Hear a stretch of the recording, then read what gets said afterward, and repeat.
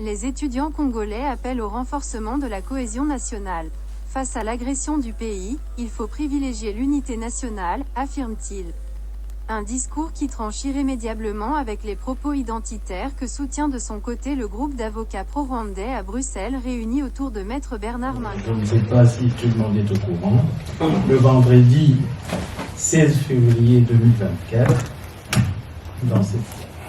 il y a eu une conférence de presse intitulée « L'épuration ethnique et les crimes de massacre en République démocratique du Congo, le rôle des États-Unis, de la Belgique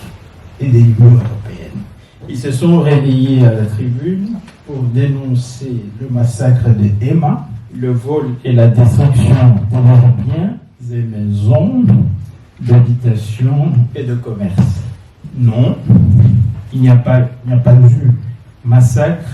ni tuerie de masse planifiée des populations Tutsi en RDC par le seul fait de leur origine, comme le prétendent les 3 hommes de droit qui ont eu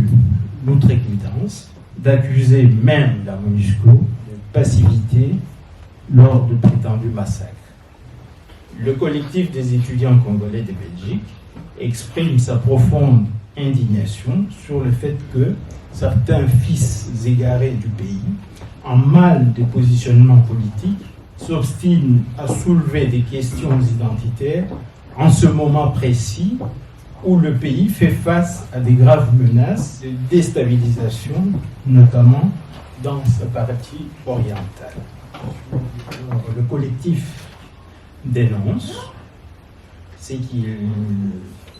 qualifie l'épuration ethnique de Tutsi congolais dans les provinces congolaises de l'Ituri, du Nord Kivu et du Sud Kivu. Alors nous, collectif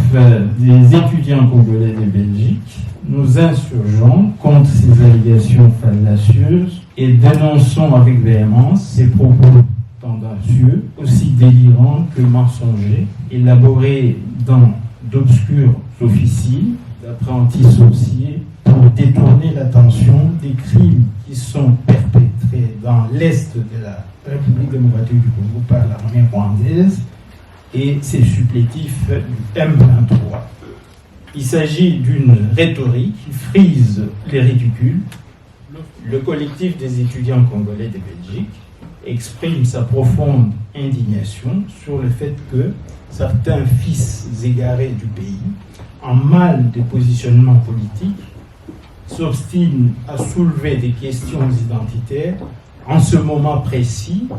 où le pays fait face à des graves menaces de déstabilisation, notamment dans sa partie orientale. Du point de vue de son timing, à date, sur la table, la problématique ethnico-politique, c'est manifestement faire le jeu de l'ennemi, s'afficher ouvertement en tant que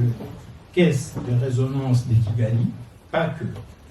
Ce sont des revendications communautaires qui contribuent à mettre en péril